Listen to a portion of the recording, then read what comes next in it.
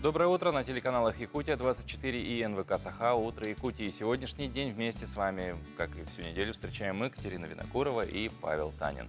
На календаре 2 сентября, день недели, четверг. И сегодня в нашей программе мы узнаем, что такое Пушкинская карта и как можно ею воспользоваться в учреждениях культуры. Узнаем также, какие туристические маршруты объявлены лучшими по стране и вышли в финал конкурса «Открой свою Россию». Да, также поговорим об интересном российском проекте «Коуч-йога» и о том, как улучшить качество жизни после 50 лет. Да, ну а наступил сентябрь, это время заготовок различных овощей на прилавках торговых точек. Сегодня мы как раз поможем вам, как выбрать сочный вкусный арбуз. Подготовиться к зиме, что называется. Ну и, конечно же, наши традиционные рубрики этого дня, новости и интересные гости. Ну а прямо сейчас поговорим о погоде. В центральных районах Якутии сегодня температура воздуха от -1 до 4 градусов. В заречной группе -1,6, в южных районах от 6 до 7 градусов. В Вилюйской группе от 1 до 7, в Нижнеленских 9-10. В западных районах 4-10 градуса. В Колымо-Индигирской группе улусов от -1 до 5 со знаком плюс. В Янских районах от 2 до 8 градусов, на северо-западе 6-9. В Якутске температура воздуха на 6 часов утра составила 1 градус со знаком плюс, атмосферное давление 751 миллиметр ртутного столба штиль. Сегодня днем без осадков, ветер южный 2,7 метров в секунду, температура воздуха прогреется до 22-24 градусов со знаком плюс.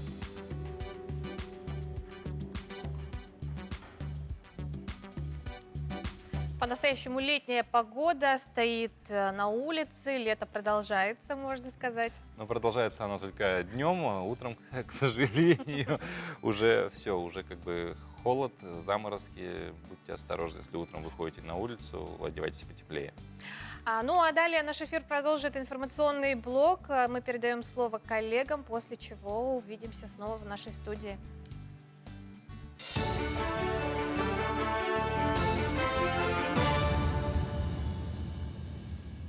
Приветствую студию «Утро Якутии» с новостями. К этому часу Влад Давыдов. Правительство России по предложению Минпромторга приняло решение запретить госзакупки некоторых видов импортной продукции. Об этом сообщается на сайте министерства.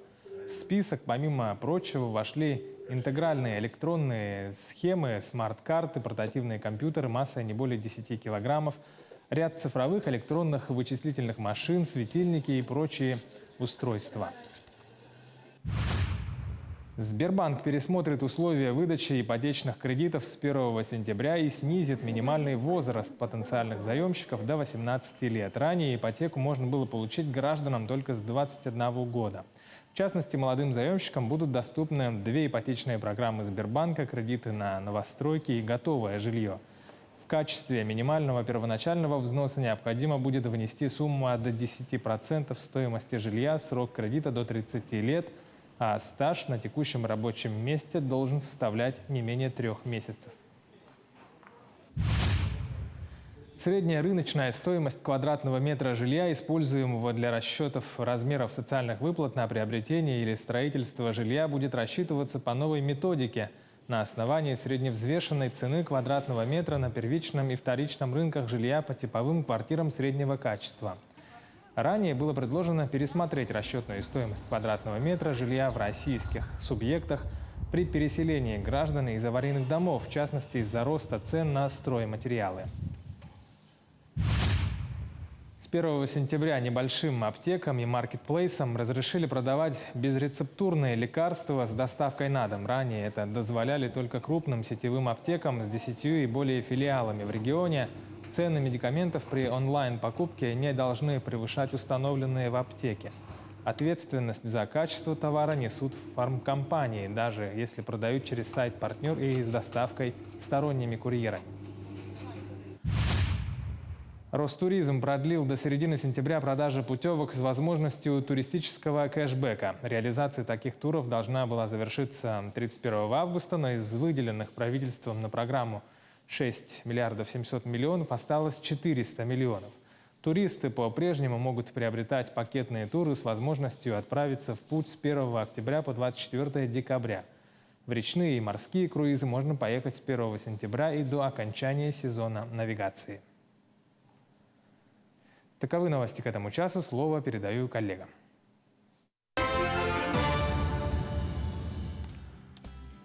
Спасибо, Влад. Ну, а мы хотели бы напомнить, что работаем в прямом эфире, и вы также можете принять участие в нашем эфире при помощи замечательных цифровых технологий. В частности, речь идет о нашем WhatsApp-номере, куда можете отправить свои поздравления, просто пожелать хорошего дня всей республике, ну или отправить какую-то интересную фотографию отдыха, просто утро и так далее.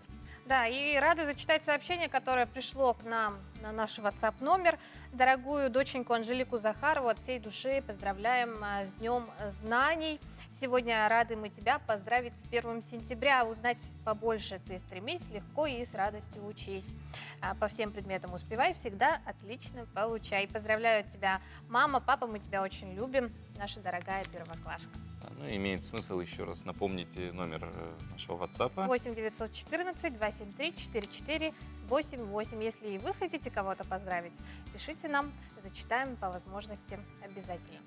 Ну а утро начинает набирать обороты, и, соответственно, самое время, я считаю, зарядиться энергией на весь день. В этом нам помогает наша традиционная зарядка по утрам, поэтому если вы уже пристрастились к этому замечательному занятию, одевайте свою спортивную форму, готовьтесь. Сегодня у нас вновь йога, замечательная вещь, которая не только укрепляет тело, но и дух, помогает растянуться, ну, в смысле растянуть связки, суставы и так далее.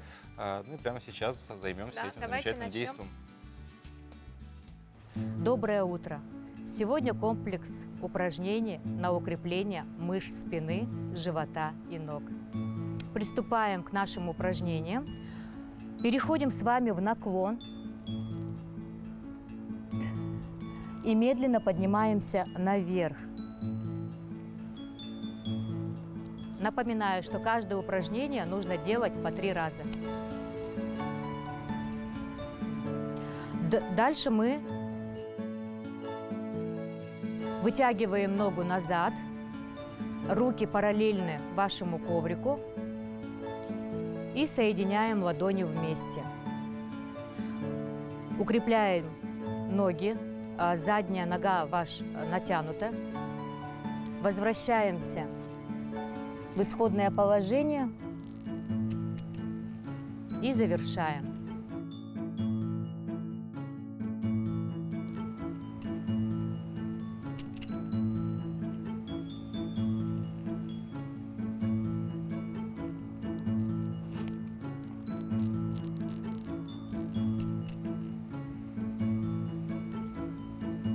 Следующая асана у нас треугольника, триконасана. Мы плавно опускаемся по прямой ноге, располагаем удобно, так, чтобы вам было комфортно.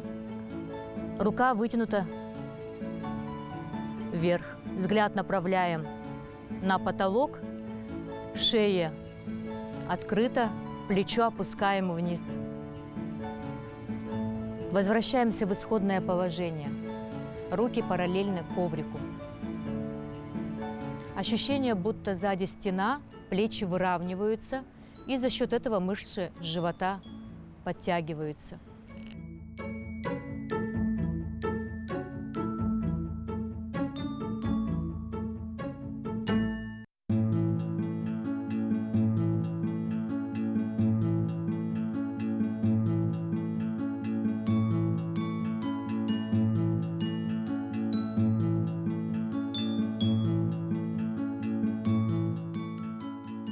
Переходим к следующему.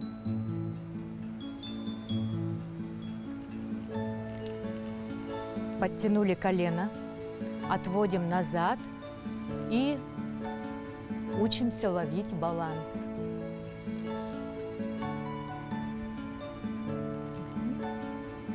Хорошо. И то же самое с другой стороны.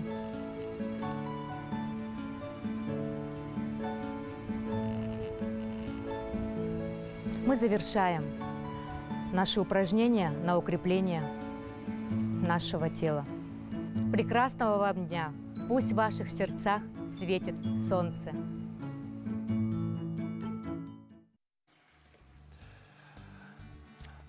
собственно, йогой мы позанимались, а теперь имеет смысл поговорить о ней, причем не о йоге классической, а о таком понятии, как коуч-йога.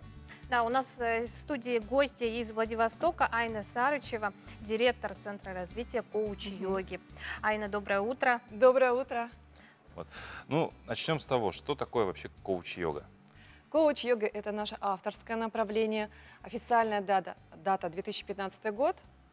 И это соединение древнего учения йоги и психологии. То есть два в одном такой Да, комплекс. да, можно сказать, два в одном. Мгм. Так, ну вот смотрите, сейчас реализуется такой оздоровительно-профилактический проект «Дальний Восток на волне жизни». Да, Вот да, да. расскажите вот также об этом проекте. Мгм. Этот проект – это уже логическое продолжение предыдущих проектов. Начинали мы в 2019 году в нашем городе Владивостоке вдвоем с моим напарником, главный тренер Елена Булгакова. Мы сами вели занятия, но результаты были такие хорошие, что сами пенсионеры, для которых мы вели, собственно, занятия, стали просить: давайте продолжать проект. Стали поступать заявки из других городов, населенных пунктов, от пенсионеров, от волонтеров, от представителей власти. Потому что вот хорошие результаты получили. И вот в итоге уже 21 год на дворе, и мы уже у вас. То есть сейчас этот проект, он реализуется в 4 регионах, субъектах ДВФО. Вот. А какие субъекты? Амурская область, Сахалинская область, Забайкальский край, Республика Саха-Якутия. И, кстати, у нас уже есть еще дополнительно тренер-волонтер из Иркутской области. То есть уже 5, можно сказать, субъектов. Мгм. Айна, а что конкретно вот будет в Якутске? Мгм. Для какой категории населения? Что будет, да? Да, да. У нас этот проект рассчитан для пенсионеров 55+, Ага. пожилые люди. И мы уже здесь в течение недели, вот буквально только закончили 31 августа, подготовили тренеров-волонтеров из разных населенных пунктов Республики Саха. И теперь они разъехались уже по своим населенным пунктам. В Якутске тоже, кстати, есть. И они организуют и проведут бесплатные регулярные занятия для пожилых людей по коуч-йоге. Причем по программе «Волна жизни». Это специальная программа. Она специально адаптирована с учетом возрастных изменений, с учетом того, что какие-то могут быть заболевания. И она уже опробована у нас в других регионах и имеет тоже свои хорошие результаты. А вообще, какие результаты после занятий коуч-йогой можно получить? Ну, допустим, в частности, мы сейчас говорим про людей 55+. Да. То есть, что ожидать? Если вот так вот взять опыт уже реализованных проектов, что мы получили, конечно же, делятся с удовольствием о своих результатах. Говорят, суставы перестали болеть, стали гибче, спина перестала болеть, нормализовалось давление, у кого-то вес лишний ушел, глаза заблестели. А еще они, когда дружат между собой, начинают куда-то ходить, наряжаться, общаться, жизнь как будто возвращается. А еще к нам приходят или пишут их родственники, дочки, внучки, внуки, и говорят: что вы сделали с моей мамой, бабушкой? Она стала живой, она стала жизнью интересоваться, и вообще мы прям не узнаем ее. Вот очень хорошие результаты. Мгм. Айна, ну вы сказали, что коуч-йога – это психология плюс занятия, Да. да? А конкретно вот как, что вы делаете? Мгм. Как-то какие-то аффирмации? Да-да-да, вы прям угадали. Во время занятия у нас не просто мы выполняем позы из йоги, мы, конечно, делаем дыхательные упражнения, обязательно релаксация всегда в конце занятия, но мы еще совмещаем, что во время выполнения позы йоги мы даем позитивную картинку, визуализацию и проговариваем все вместе позитивные установки. Например, у меня крепкий, здоровый позвоночник. И мы говорим это все вслух, и это дает очень хорошие результаты. Очень хорошие. Человек действительно начинает это чувствовать, и видеть, и замечать, и как-то и меняется не только вот физическое состояние, но и психоэмоциональное. Мгм. Прям действительно такой психологический тренинг попутный. Можно происходит. сказать, да, можно сказать, да. Ну, вот Глубокая, очень хорошая работа идет. В связи с этим вопрос, да, мы опять же говорим сейчас по большей части о людях 55+, а младшие возрастные группы от этой, ну, как бы могут ли заниматься коуч-йогой? Коуч-йога, она вообще для всех. Для любого возраста, статуса, для мужчин, для женщин, для детей. Но вот именно программа «Волна жизни», которая в рамках проекта, она как раз для Мгм. пожилых, которые старше 55 лет. Мгм. А так у нас есть другие проекты, например, гормональное здоровье. Это для женщин, женщин вот продуктивного возраста, так сказать. Ну, вы сказали, что обученные люди будут проводить занятия несколько дней, да, а дальше что-то будет, какое-то сотрудничество дальнейшее, возможно? Конечно же. У нас, в принципе, по проекту тренеры-волонтеры, они как обязаны, что ли, да, это их практика, 3 месяца вести занятия. Но опыт других проектов показывает, что многие из них остаются и продолжают вести занятия. Продолжают, мы еще их спрашиваем, а что вас двигает, почему? Вам деньги не платят, вы ходите каждую неделю, там, по несколько раз даже ведете занятия. А говорят, нас самих это заряжает. Работа с пожилыми людьми – это такая теплая работа, это очень приятно, это очень теплые, отзывчивые люди, это очень приятно. И вообще хочется еще вот отметить, что вот благодаря фонду президентских грантов вот у нас есть у всех такая хорошая возможность и у тренеров, волонтеров развиваться, и у пожилых людей заниматься, да, ну и нам свою коуч-йогу как деточку тоже развивать, нам тоже ценно. Ну и уже завершая нашу беседу, да, коль скоро заговорили о тех, кто хочет заниматься, как вообще поучаствовать в этом проекте? Да, как записаться? И где, да? Да, хороший вопрос. Где? Я могу, конечно, свой телефон озвучить, чтобы, если да. А вообще можно даже в интернете найти проект «Волна жизни», «Коуч-йога». Вот такие слова в поисковике забиваешь, и, в принципе, информация о нас есть. Потому что уже не первый год мы, да, познакомиться с нами. Ага. Айна, спасибо большое, что пришли в нашу студию, рассказали, ну, и для нас, как минимум, это было уже в новинку, узнали что-то новое. Я думаю, наши телезрители тоже, думаю, многие еще и придут. А можно еще вот очень коротко? Конечно. Очень хочется обратиться, в принципе, ко всем и к представителям власти, бизнеса. Поддержите местных тренеров-волонтеров из Якутии, потому что действительно они делают большое дело. И кто чем может быть, кто-то помещение поможет, кто-то информационную поддержку. Это будет большая помощь, поддержка.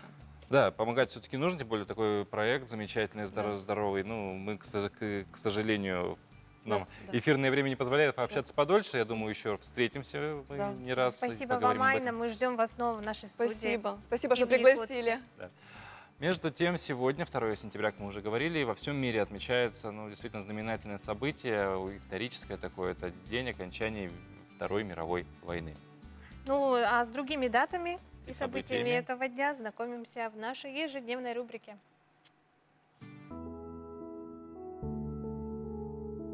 На календаре 2 сентября сегодня отмечают Всемирный день кокоса, День черничного эскимо на палочке, День свободного ветра в крыльях.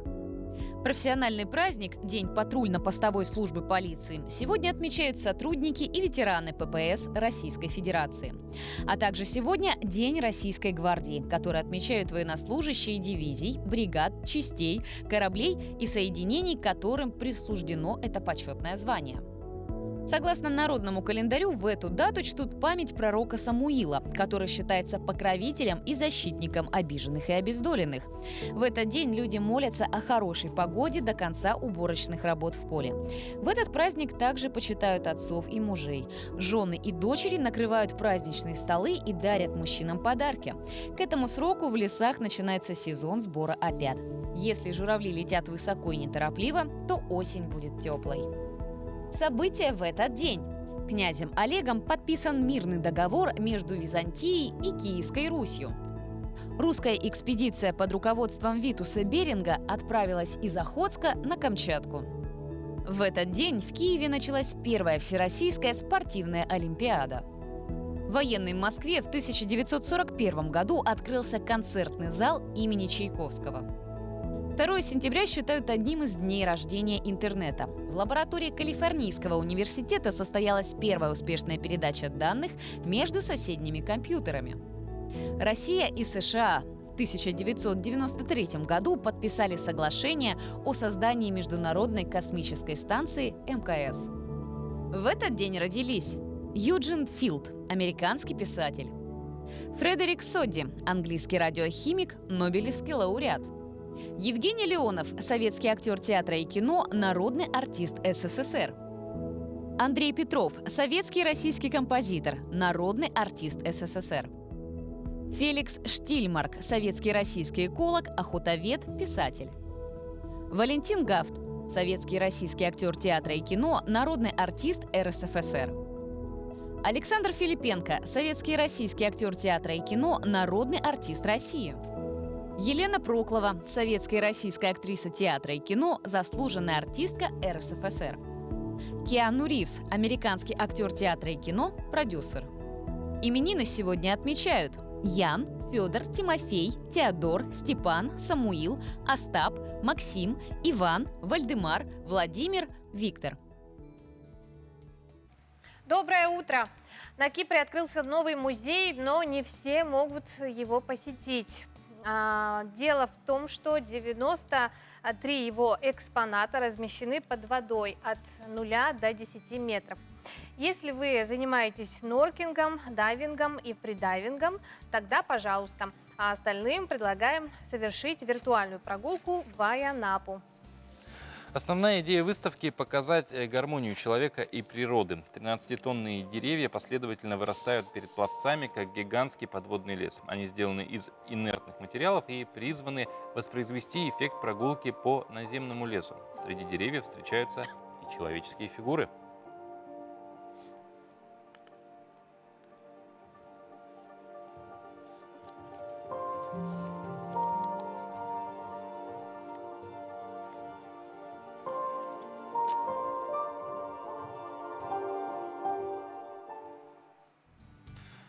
На самом деле вода, она сама по себе такая субстанция красивая, а тут еще вот Манящая.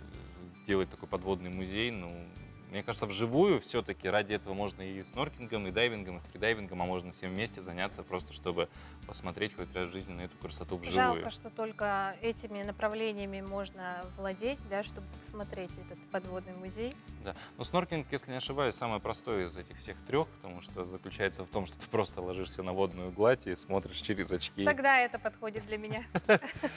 Для меня, к сожалению, и это не подходит, потому что плавать я пытаюсь учиться. Розовое Лемурийское озеро в Херсонской области сняли с высоты птичьего полета. Да, местные жители-туристы прозвали водоем украинским мертвым морем из-за повышенной концентрации соли в воде. Купание в нем считается полезным для лечения и профилактики болезней, поэтому на берегу можно встретить путешественников из разных стран.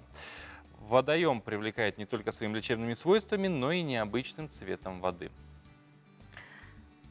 Насыщенный розовый окрас – результат жизнедеятельности одноклеточных водорослей. Под воздействием солнца они производят бета-кератин, который окрашивает воду в розовый цвет. При жаркой погоде вода быстрее испаряется, оставляя на берегу соли. Туристы могут увезти с собой не только яркие впечатления и фотокарточки, но и кусочки соляных сталагмитов.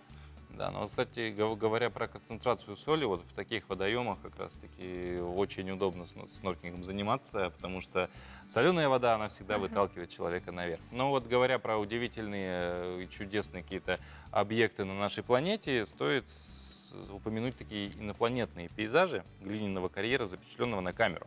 Да, предлагаем вам посмотреть эти красивейшие кадры.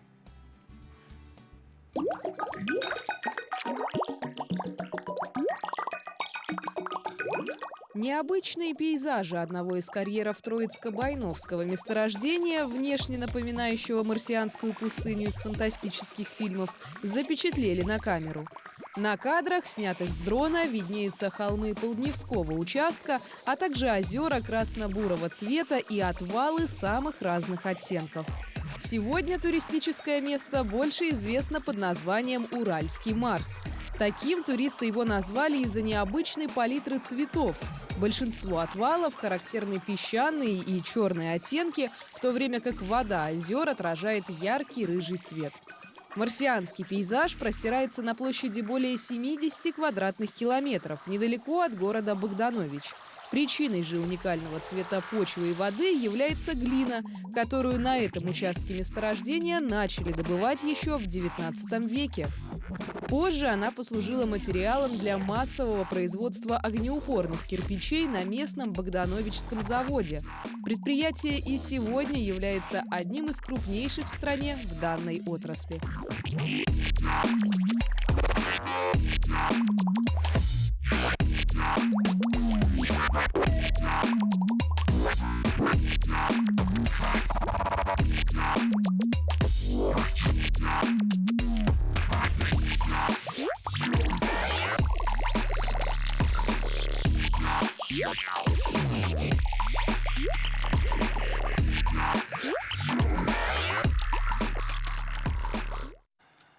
Ну, я, конечно, на Марсе не был, только мечтаю там оказаться, но если там действительно такие же пейзажи присутствуют, то я еще больше туда Можно хочу было бы, попасть. да, посетить, да, как турист.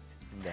Вот Кстати, да, говоря про туристов, туристические маршруты Якутии объявлены лучшими по стране и прошли в финал конкурса «Открой свою Россию» Агентства стратегических инициатив. по каким критериям проходил отбор участников и какую миссию несет в себе всероссийский конкурс для туриндустрии, подробнее узнаем в материале Айсены Бурнашовой.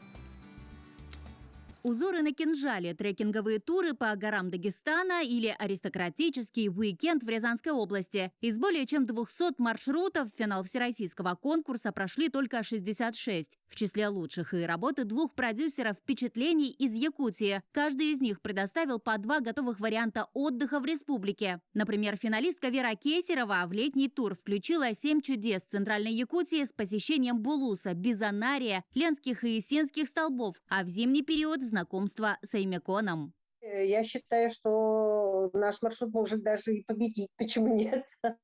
Потому что он довольно-таки насыщенный, интересный, и по стоимости он тоже, вот по сравнению даже с другими регионами, он вполне приемлемый. Конкурс стартовал в начале июля. Уже в августе экспертная комиссия провела отбор финалистов. Жюри оценивало по 10 критериям. В особом фокусе внимания оказались аутентичность и неординарность тура, а также реальные впечатления туристов от отдыха. Какая концепция заложена в действующие туристические маршруты, профессиональные компетенции команды, продюсеров впечатлений и отзывы. То есть мы смотрим на отзывы туристов, финансовая модель, составляющая, безусловно, стратегическое видение развития. Сделать российский туризм конкурентным на глобальном уровне, дать регионам возможность совместно продвигать турпродукты – основные задачи конкурса. Уже сегодня все 33 финалиста стали участниками акселерационной программы. Завершающий этап состоится в декабре. Тогда же путем народного и экспертного голосования комиссия определит 30 маршрутов победителей, а Ростуризм выберет проекты, которым присвоят статус национального брендового маршрута. Мы планируем, что до 2024 года будут аккредитованы и оборудованы за счет специальных грантов туристические маршруты во всех регионах. И нам нужны вот эти такие брендированные национальные маршруты, необычные, интересные. Айсена Бурнашова, Виктор Олесов, Москва, Якутск. Но все-таки каждый раз убеждаюсь, что полна наша страна вот этими прекрасными видами, прекрасными местами, куда можно просто съездить, созерцать это все и насладиться жизнью. Но вместе с тем полна наша страна и людей, людьми добрыми, потому что, вот, к примеру, в соцсети попало трогательное видео, на котором казанский сотрудник ГИБДД перевел испуганную собаку через дорогу с серьезным движением. Другие водители останавливались, чтобы пропустить животное. Как выяснилось, спасителем собаки оказался заместитель командира городской госавтоинспекции Инсаф Ибрагимов. Поступок вызвал настоящий шквал отзывов в социальных сетях. Люди не только выражали благодарность столь доброму инспектору, но и просили руководство ГИБДД наградить его.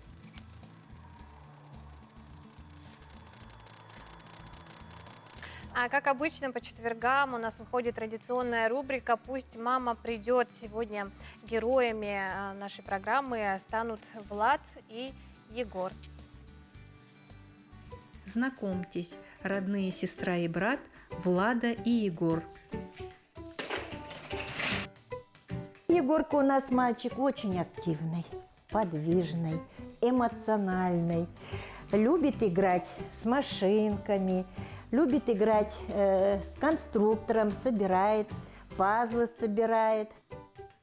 Сборка конструктора – любимое занятие Егорки. Он может подолгу сидеть, проявляя фантазию и собирая что-то свое. Влада также проявляет интерес к разному творчеству. С Владой мы знакомы 2-й год. Она у нас ходит во 2-й класс. Девочка очень активная, целеустремленная, ходит на танцы, любит посещать швейную мастерскую. После того, как сделает уроки, обязательно что-нибудь мы берем и делаем руками. Или из бумаги, или из пластилина. Играет с девочками в комнате, они придумывают свои игры. Играют в игры, в которые мы с ними играли. Я Влада, мне исполнилось 9 лет. Я хочу, когда вырасту, стать полицейской. Я люблю рисовать, уроки делать, лепить, танцевать, всяких, как сказать, выступать в всяких концертах и заниматься там на умелочке, там на кружках. Влада и Егор очень привязаны друг к другу и почти все время играют вместе.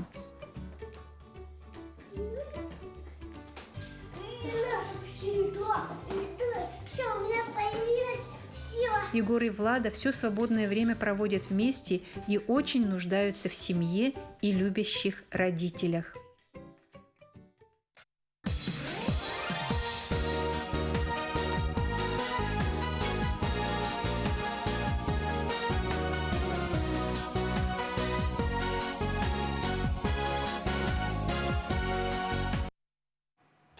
Это «Утро Якутии» на телеканалах Якутия-24, НВК Саха. Для тех, кто только-только к нам подключился, напомню, что встречаем это утро вместе с вами мы, Екатерина Винокурова, Павел Танин. Впереди поговорим о том, как подготовиться к зиме в части засолок консервов и тому подобных вещей. Узнаем, что такое пушкинская карта, для чего вообще эта приблуда нужна. И также, конечно же, будем с вами на связи при помощи нашего WhatsApp. Катя, напомню номер, пожалуйста. 8-914-273-4488. Да, ваши поздравления, пожалуйста, отправляйте, мы обязательно все прочитаем, зачитаем и поздравим. Ну, а далее наш эфир продолжит информационный блок. Передаем слово Владу Давыдову.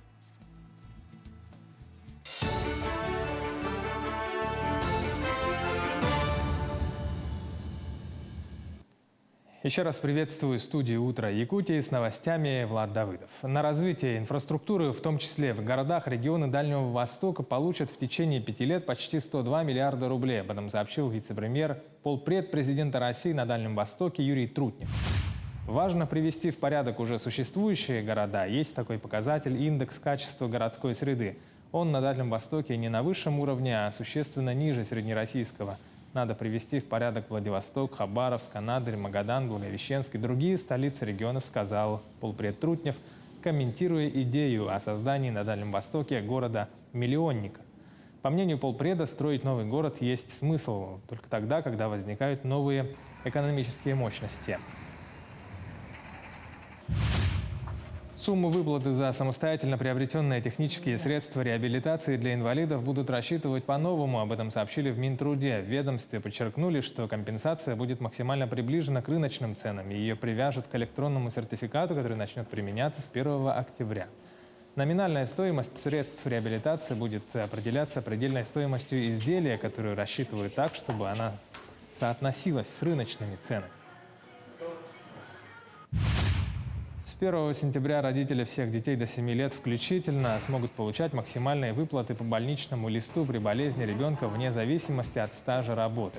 Как подчеркивают в Министерстве труда, это затронет 1,5 миллиона родителей ежегодно по России. Выплаты идут напрямую из бюджетов Фонда социального страхования. Оформлять дополнительные документы родителям не потребуется. Фонд произведет расчеты на основании данных больничного листа.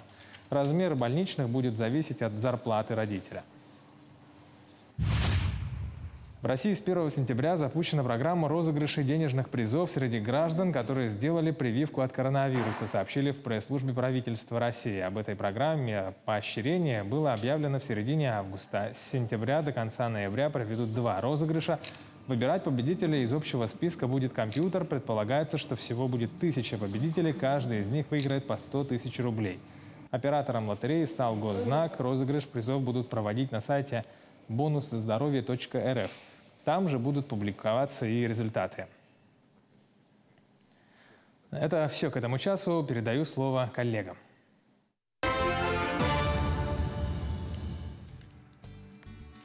А между тем, с 1 сентября в России стартовала новая культурная программа «Пушкинская карта». С ее помощью молодые люди в возрасте от 14 до 22 лет смогут покупать билеты в театр, музей и концертные залы за государственный счет. Речь идет о специальных счетах. Находящиеся на них деньги можно будет потратить только на культурные мероприятия. Сначала государство зачислит на каждую карту по 3000 рублей. В следующем году сумму планируют увеличить. Вот какие учреждения в Якутии попали в эту программу? Как вообще стать участником, получить пушкинскую карту? Об этом поговорим с нашим гостем. Да, у нас в студии первый заместитель министра культуры и духовного развития Владислав Левочкин. Владислав Валерьевич, доброе утро. Доброе утро. Но такое название, на самом деле, интересное. Пушкинская карта. Что же все-таки суммарно из себя представляет Почему этот проект? Пушкинская, да? Почему Пушкинская? Почему Пушкинская? Ну, Пушкин, конечно, это для нас как бы светило наше все. Да, русской культуры, русской литературы. Ну и в целом это такой уникальный проект. Вы знаете, его инициировал Владимир Владимирович Путин. Предложение поступило во время прямого эфира, и вот он поддержал эту идею. Министерство культуры очень подробно отрабатывал. Конечно, много технических моментов, но нам удалось запустить. Вот мы вчера уже проверяли. Наши школьники, ну не только школьники, студенты, да, от 14 до 22 лет уже могут оформлять эту карту. Но мы пока что все-таки советуем делать это до обеда, поскольку сейчас идет большая нагрузка федеральная, да, и когда просыпается вся страна, возникают какие-то сбои, поэтому надо думать, что это временное такое явление, когда уже все оформят эту карту, можно будет, скажем так, ею воспользоваться и с ней уже дальше работать. Угу. Ну вот интересно, да, какие учреждения вошли в список? Да, пока что вот по нашему региону вошли 4 учреждения. Это театр оперы и балета, Русский драматический театр имени Пушкина, Государственная филармония и музейный комплекс «Россия. Моя история». Ну и надо сказать, что в каждом регионе есть определенный перечень учреждений, и любой пользователь карты, он может пользоваться этой картой в любом регионе. То есть поедет он в Петербург, он может там сходить, поедет в Москву, может там сходить, допустим, по этой карте. И этот список будет постоянно расширяться. То есть это первоначальный список тех учреждений, которые уже продавали электронные билеты, у которых были терминалы и которые работали в системе Прокультура. И, кстати, вот очень важно, я забыл сказать, дети хорошо это знают, они лучше нас разбираются. Нужно скачать отдельное приложение, которое называется «Госуслуги культура», и через него вот оформить эту карту. То есть немного для себя, да, такое уточнение сделаю. То есть пушкинская карта, она работает, неважно, в каком регионе ты ее получаешь, ты можешь абсолютно в любом городе. Неважно, как ты учишься. Да. Главное, что тебе меньше 22, и ты студент. И вот к нам начинают уже поступать вопросы, и важный момент, у нас очень много молодежи проживает также в районах республики, которые не всегда имеют возможность быть в больших городах. Мы сейчас работаем над тем, чтобы в каждом районе было хотя бы одно учреждение, районный дом культуры, который можно посетить по этой карте. В том числе есть предпосылки, что возможно появится возможность, скажем, похода в кино по этой карте, поскольку кино тоже такой важный досуг для молодежи. И возможно, будет ограничение, что посещать можно будет российское и, соответственно, наше якутское кино, что мы тоже поддерживаем и будем в этом отношении работать. Ну вот, как мы сказали, 3000 рублей будет начисляться изначально, да, это на какой-то определенный период, ежемесячно, возможно? 3000 рублей это до конца года, поскольку год уже почти заканчивается, а потом ежегодно будут начисляться 5000 рублей. Так, то есть, условно, мы сейчас имеем такую картину со вчерашнего дня, что группа студентов, однокурсников, одноклассников могут совершенно спонтанно, ни о чем не переживая, с этими карточками. А можно, допустим, несколько человек по одной карте пройти? Сейчас отрабатывается возможность, конечно, много технических моментов, возможность группового посещения учреждений. И такая возможность тоже должна предоставляться, с тем, чтобы те, кто покупали, находились, скажем, вместе, чтобы это было не электронно, определялось, где место их будет нахождения, чтобы они сидели группой вместе. Владислав Валерьевич, а обязательно ли потратить нужные деньги на карте до конца года? Да, карта не будет накапливаться, если в течение года сумма не использовалась, она будет сгорать. Будет возможность возврата билета. Вот все эти технические моменты мы сейчас решаем. Надо сказать, что Министерство культуры очень плотно работает. Мы буквально еженедельно проводим селекторы. Много технических вопросов решается с основным оператором, это Почта Банк. И в режиме реального времени, круглосуточно буквально наши технические специалисты отрабатывают. Будет возможность возвращать билет, если есть уважительная причина, и человек отказывается от посещения учреждения. Но возможности накопления или переноса на другую карту не планируется. А вот интересно, можно ли пополнять карту самостоятельно? Нет, это будет только для той суммы, которая поступает за счет бюджета. А вот можно ли тратить деньги с карты на что-то другое? Нет, и планируется ли расширение какое-то еще? Увидите, когда скачает приложение пользователь, он увидит, что у него будет выбор учреждений, они уже автоматически там появляются, ближайшие учреждения, где он находится, где он может какие мероприятия посетить. То есть там ограниченный доступ, а именно по ассортименту, я думаю, что в дальнейшем возможно будет расширяться, возможно, можно будет посещать какие-то образовательные программы у наших учреждений культуры, которые тоже проводят в форме дополнительного образования. Может быть, еще какой-то ассортимент услуг появится, но, конечно, насчет покушать или купить одежду, это другой вариант. Это именно нацелено на то, чтобы привить молодежи возможность качественно проводить свой досуг. А вот уже первые получившие в республике учащиеся есть у нас? И только ли через госуслуги можно получить? Да, карту? только через госуслуги. Молодежь активно пользуется этим порталом, очень удобный, гораздо проще все это воспринимается. Мы вчера проверяли, да, удалось оформить, сразу же появляется эта карточка, сразу же приходит информация о зачислении, о том, что 3000 рублей зачислено, появляется перечень учреждений, которые можно посетить. Но здесь мы тоже работаем, поскольку будет расширяться и перечень учреждений, и перечень тех мероприятий, которые они проводят, поскольку они тоже должны пройти модерацию, должны пройти экспертный совет. И точно уже можно пользоваться и посещать мероприятия Русского драматического театра. Спасибо большое, что нам пришли, рассказали всю эту историю. А прямо сейчас мы прервемся, после чего продолжим и расскажем еще много чего интересного.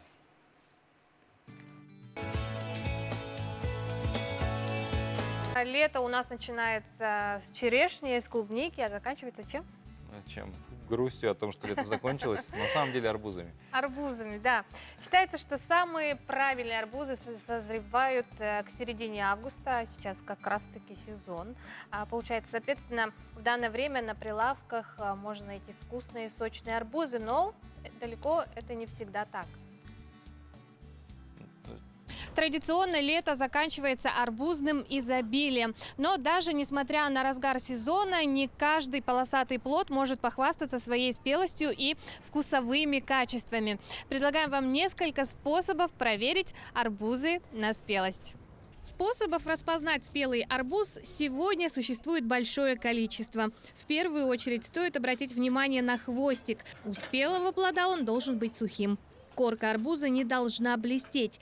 Кроме того, о достаточной зрелости подскажет большое желтое земляное пятно на боку. Его наличие подтверждает тот факт, что арбуз дозрел именно на грядке, а не был сорван недозревшим для комфортной транспортировки. Чем выразительнее и ярче пятно, тем слаще арбуз. А при постукивании плод должен издавать гулкий звук, напоминающий вибрацию. Это правильно. Стучать надо. Когда глухой звук, значит арбуз хороший. Хороший, да. Когда стучишь, видишь, она уже крепкая, хорошая. А когда стучишь, не такой звук, да, значит, оно внутри уже переспелый, да. Арбуз – двуполая ягода, и его пол имеет значение. По мнению многих потребителей, плод женского пола будет более сладким, и семечек в нем будет меньше, чем у мальчика. Вот с той стороны, вот здесь, да, вот цветочки бывают, когда это. Вот это, когда побольше, это девушка говорит, а когда маленький, это мальчик говорит. Ну, говорят, что девушки, они сладкие бывают, да.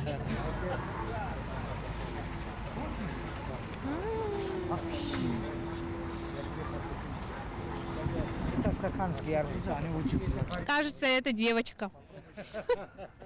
Очень вкусно. Спасибо. Вам спасибо. А если арбуз сладкий, значит ли это, что он имеет высокую калорийность? Ну, сахара в нем, в принципе, достаточно. 30 килокалорий на 100 грамм. Это получается, если съесть 500 грамм, там всего 100 с лишним килокалорий получается. Ну, довольно диетический продукт. И вообще арбуз желательно съедать отдельно от основных приемов пищи, как отдельный перекус. Вместе, если смешивать с основным приемом пищи, может вызывать вздутие, метеоризм, некоторый дискомфорт может быть. Поэтому отдельно как перекус прекрасно подходит, прекрасно утоляет жажду. И сейчас сезон, август-сентябрь, самый прям пик сезона арбуза, и в нем максимальное количество витаминов сейчас можно спокойно каждый день употреблять. И еще один совет. Лучше всего выбирать арбуз среднего размера. Оптимальный вес созревшего плода от 8 до 12 килограмм. На городском рынке арбузы повсюду. Чаще можно встретить привезенные из Астрахани, Узбекистана, а также от местных фермеров. Продавцы предлагают от 60 рублей за килограмм и выше. Не стесняйтесь пользоваться проверенными способами. Сладких и спелых вам арбузов на кухонном столе. Ну, самое время обратиться к нашему WhatsApp и поздравлениям, которые вы отправляете. Поздравляем с 7-летием дорогую, любимую лапочку-дочку Инару. Желаем крепкого здоровья, успехов в учебе, счастливого детства. Всегда радуй своих родных. С пожеланием мама, папа, братья и сестра. Отправлено от абонента, номер которого заканчивается на цифры 8494. Также поздравляем наших внуков Богдана и Ильян Тимофеевых с первым днем знаний. Желаем успехов. Мы вас любим. Бабушка и дедушка из города Вилюйска. Абонент 2726. Ну, вероятно, накануне, да, у нас был День знаний. Вчера все поздравляли и детей, и учителей, и родителей в том числе. Ну и такие, скажем так, отголоски вчерашнего дня тоже приятные очень. Да, мы присоединяемся ко всем пожеланиям. Мы поздравляем всех с началом учебного года и с днями рождениями. Ну а далее предлагаем вам сделать необычную зарядку вместе с Александром Комовым, который известен своими светодиодными шоу.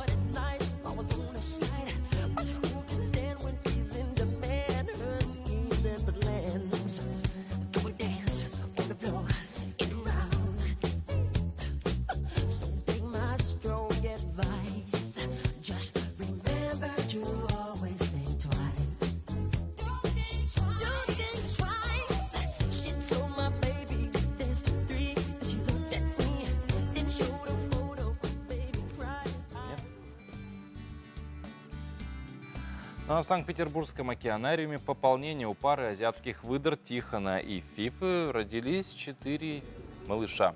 Зверята родились в конце июля. На этом видео можно увидеть, как детеныши кормят, а после мохнатое семейство резвится в вольере. Несмотря на разницу в возрасте, новоиспеченные жители океанариума не обижают соседей по вольеру.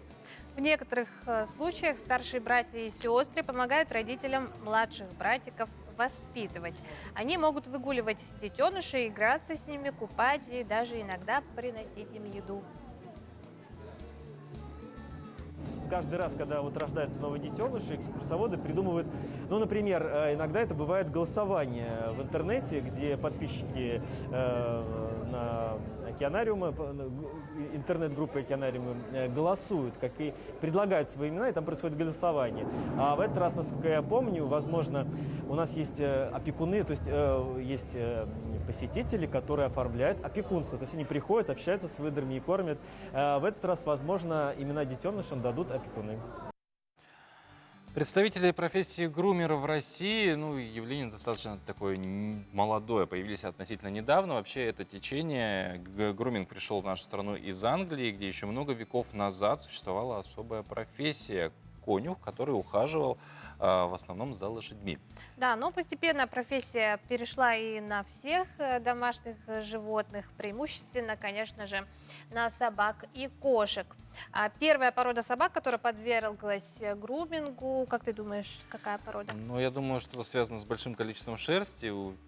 Кто-то, кому нужно вот эту шерсть аккуратно формировать. Да, правильно, это пудели. Ну а сегодня пород просто огромное количество, и всех нужно их правильно, да, подстричь, помыть. С данной профессией, с данной сферой деятельности подробнее мы познакомимся в нашей рубрике.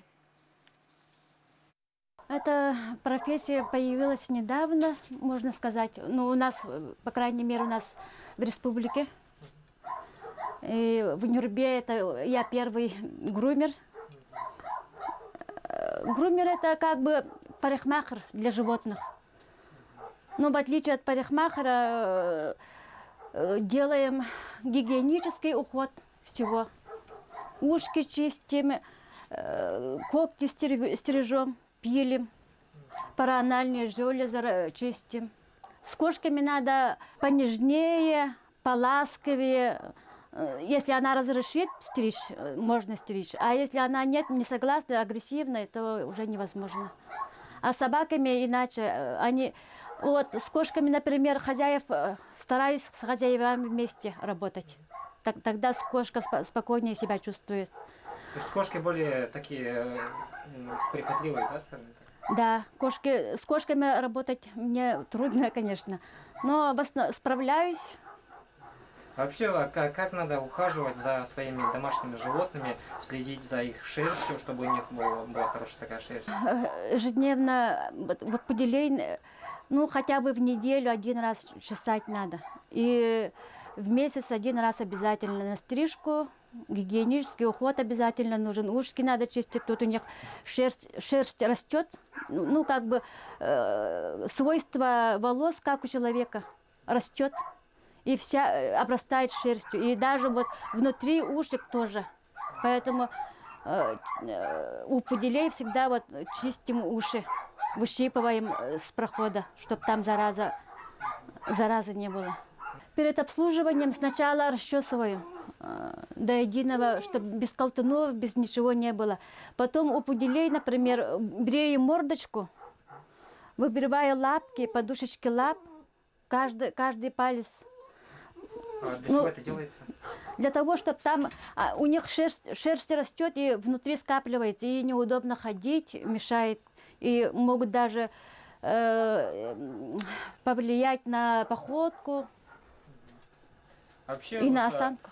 К грумерам ходят только вот породистые, да, собаки, или обычные собаки тоже там ходят? Нет, обычные собаки тоже. У каждой собаке нужен уход, я так думаю. Потому что они вместе с нами живут, вместе с нашими детьми играют. Поэтому, я думаю, всем собакам нужен уход. Не только вот таким вот породистым пуделям или этим шпицам, йоркам. Можно сказать, чтобы лучше довериться профессионалам, да, своих питомцев, чтобы они его обслужили, обстригли, подрезали. Вот, да, я думаю так, потому что переходит очень много собак с самостригом. Это уже сложная работа, очень запущенные собаки приходят, невозможно это расчесывать, невозможно. Они даже не стоят смирно, очень агрессивные бывают. И даже хозяева вообще не дают собаки. Утро в Якутии лето закончилось, однако в центральной России лето, теплая погода все еще стоит. Да. Особенно на юге жаркая погода довольно-таки. Сотрудники зоопарка «Сафари-парка» в Геленджике поделилась о том, жарко ли медведям на юге. Южным животным достаточно прохладно в тени, а для белых пушистиков в сафари-парке предоставили все условия, чтобы они смогли в любое время охладиться. Это прохладные бассейны, распыление холодного тумана, кондиционируемые внутренние вольеры, где температура не поднимается выше 10 градусов. Да, ну и на этом мы наш эфир заканчиваем. Катерина Винокурова, Павел Танин в это утро с вами были. А сейчас вернемся немного во времени назад. Вспомним про Лемурийское озеро в Херсонской области, о котором мы говорили. И прямо перед тем, как попрощаться окончательно, предлагаем вам насладиться видами этого замечательного природного объекта. Увидимся завтра. Всего хорошего.